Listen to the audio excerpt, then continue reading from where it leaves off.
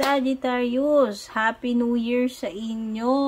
So, ang reading na ito ay tungkol sa kung ano yung mga pasabog sa iyo. Countdown starting January 1, 2024, Sagittarius. At kung bago ka dito, don't forget to subscribe sa aking YouTube channel.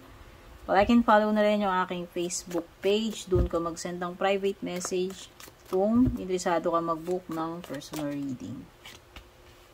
Ayan, tignan na natin. So, starting January 1, 2024, ito yung mga pasabog na darating sa iyo. So, sana magaganda, ano? At least malalaman natin itong mga pasabog.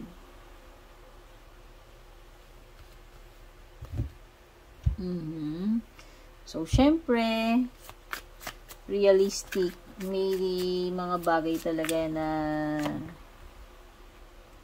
hindi laging maganda. Syempre, may mga pang-balanse dyan. Pero importante is malalaman mo. Diba? Sa unang-unang pasabog, may bagong papasok sa buhay mo. Bagong taon, bagong person, or kung ano man ito, bagong trabaho, basta may something or someone entering your life, Sagittarius. Unang-unang pasabog. Starting January 1, 2024, baka isa-isa na mag-unfold itong mga pasabog na ito sa iyo. Basta merong papasok sa buhay mo, tao man yan o hindi. Bago, may bagong darating.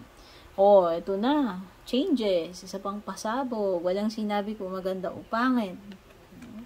Basta may mga changes na paparating sa iyo. Ito yung second pasabog. Third is success. Ang ganda. Ang ganda. So, ang papasok pala sa buhay mo, pwedeng tao or success or magagandang pagbabago. Sagittarius. Ayan. Success assured with good plans and hard work. Siyempre, hindi ka magiging successful, Sagittarius, nung wala kang ginawa. Etong success na to is bunga ng iyong pagsisikap, kasipagan, and effort. Diba? At least, ang ganda ng mga tatlong unang pasabog. Yun lang. Pagdating dito sa pang-apat na pasabog. Okay? So, may mga bagay na pwedeng makaharm sa iyo, Sagittarius. So, umiwas ka muna sa paputok. Basta umiwas ka sa mga bagay na pwede mo ikapahamak. Paputok man yan. Ewan ko, mga bawal na pagkain, mga sitwasyon, mga tao. Basta iwasan mo yung mga alam mong hindi makakabuti sa iyo para hindi ka mapahamak, Sagittarius, no? And pwede may misunderstanding. Ito yung isa sa hindi magandang pasabog. Okay, may hindi pagkakaunawaan. Sino ba ito? Asawa mo, jowa mo, kapamilya mo, kaibigan mo, business partner mo, hindi ko alam. BFF mo, basta meron. Misunderstanding,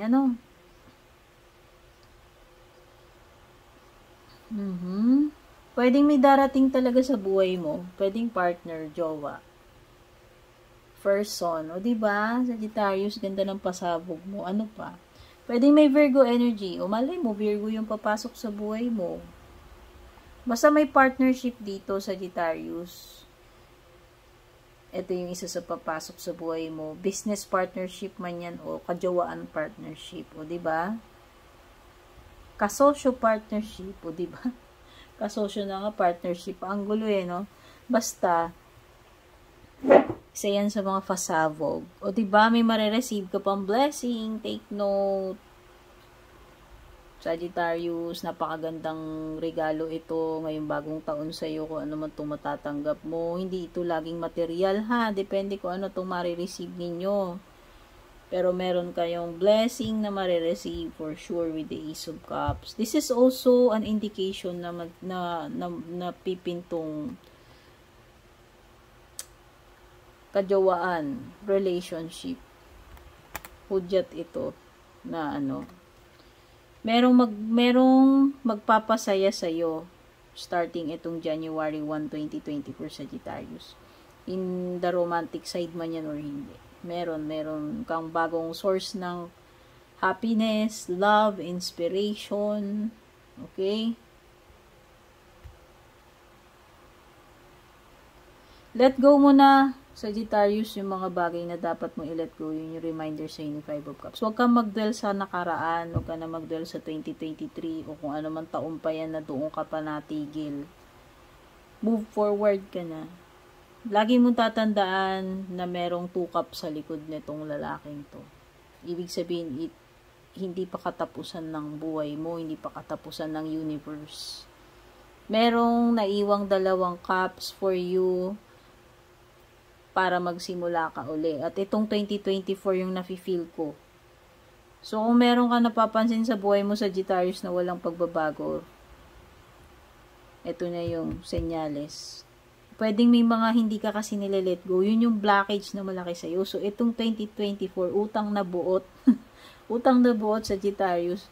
Let go mo na. Yung mga hindi na babalik yan eh. Yung mga cups na wala na yan. Ibig sabihin, wala na yan. Mag-focus ka ngayong 2024 sa mga blessings na lumilitaw dito. Okay?